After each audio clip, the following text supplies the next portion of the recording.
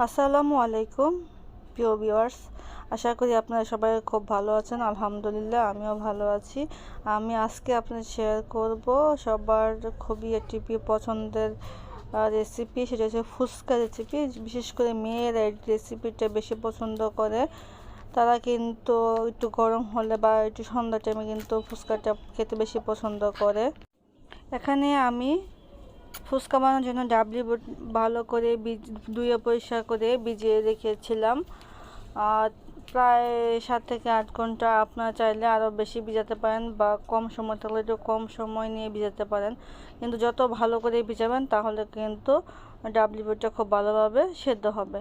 তো তারপরে আমি কিছু অল্প পরিমাণে লবণ, হলুদ গুঁড়া, মরিচ গুঁড়া 1 চামচ পরিমাণ দিয়ে তারপরে আমি এটা চুলায় বসিয়ে দিলাম প্যান, পরিমাণ মতো পানি দিয়ে এবং ঢাকনা দিয়ে ঢেকে দিলাম মিডিয়াম আছে। এখন আমি রান্না করব প্রায় 30 মিনিটের মতো। আর এদিকে হালকা কুসুম গরম পানি 1 কাপ পরিমাণ দিয়ে আমি 1 কাপ তেঁতুল ভিজিয়ে রাখলাম 10-15 মিনিটের মতন। এতে করে তেঁতুলটা খুব সফট হবে এবং এই তেঁতুলে গলিয়ে কিন্তু আমি আজকে ফুচকার টক তৈরি করব। এদিকে আমি 20 মিনিট পর ঢাকনাটা খুলে দেখলাম যে কিছু উপরে খোসা, ডাবলি বুটের খোসা বেশি উঠেছে। এগুলো আমি একটা চামচের সাহায্যে ফেলে দিচ্ছি। আপনারা চাইলে কিছুক্ষণ পর পর একটু চেক করে দেখতে পারেন, উপরে এরকম খোসা উঠে থাকলে ফেলে দিতে পারবেন, আবার চাইলে না ফেললেও পারবেন, কোনো সমস্যা নেই এতে। তারপর আমি ঢাকনা দিয়ে ঢেকে দেব ভালো করে সিদ্ধ হওয়ার জন্য আরও কিছুক্ষণ।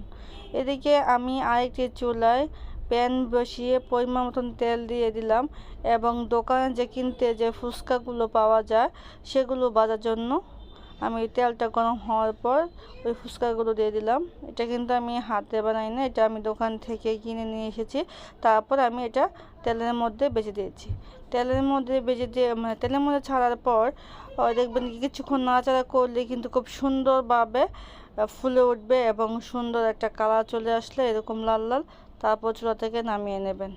ঠিক এরকম করে বাকি ফুচকা আমি সবগুলো ভেজে নিয়ে এলাম ফুচকা পুরটা ভরার জন্য।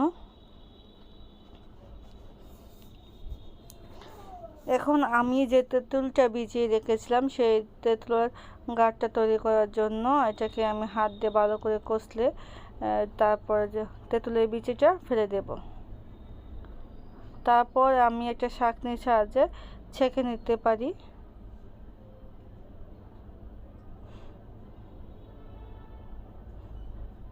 তারপর এখানে আমি অ্যাড করে দেব 2 চা চামচ পরিমাণ চিনি, অল্প পরিমাণে লবণ, আর 1/4 চামচ পরিমাণ দিলাম বিট লবণ, দিলাম কিছু ধনিয়া পাতা, কিছু কাঁচামরিচ কাটা, আর দিলাম 1/2 চামচ পরিমাণ শুকনো মরিচ গুঁড়া। এটা আদা ভাঙ্গা ছিল শুকনো মরিচটা। কাঁচামরিচ এবং শুকনো মরিচের মিশ্রণে দিলে কিন্তু ভালো একটা ফ্লেভার আসে। তো এখানে আমি দিয়ে দিচ্ছি রাঁধুনি রেডিমেড চটপটি মশলা যেটা আছে ওর থেকে আমি 1 চা চামচ পরিমাণ দিয়ে দিচ্ছি। এখন খুব ভালো করে মিশিয়ে আমি সাইডে রেখে দেব। আমার তেঁতুলের টকটা তৈরি হয়ে গেছে। এখন আমাকে এই দিকে দেখছেন ফুচকাগুলো কিন্তু আমার সবগুলো ভাজা হয়ে গেছে। এখন আমার ডাবলি বুটটা পানিটা শুকিয়ে গেছে। একবারে শুকনো করবেন না, যাতে একটু ভিজা ভিজা ভাব থাকে, এরকম অবস্থায় চুলা থেকে নামিয়ে নেবেন, কারণ এদের মধ্যে কিছু আরও আমি অ্যাড করার পর কিন্তু এটা আরও একবারে শুকিয়ে যাবে। এখন আমি এর মধ্যে অ্যাড করে দিচ্ছি সিদ্ধ আলু, একটু হাতে ভেঙে নিচ্ছি, 2টা সিদ্ধ আলু দিয়ে দিলাম।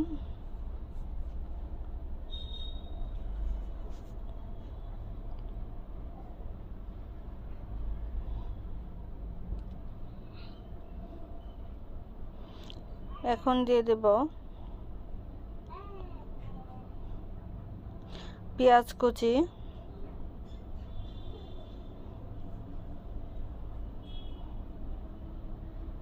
তারপর দেব কাঁচামরিচ কুচি,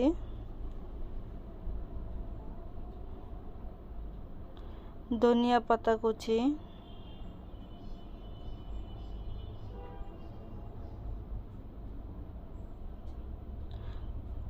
শুকনো মরিচের গুঁড়া, যেটা দানা দানা করে রেখেছিলাম,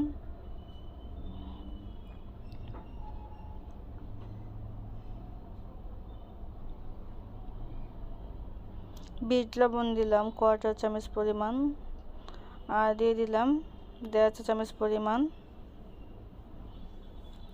চটপটি মশলা। এখন আমি একটা ডিম গ্রেট করে নিচ্ছি গ্রেটার দিয়ে।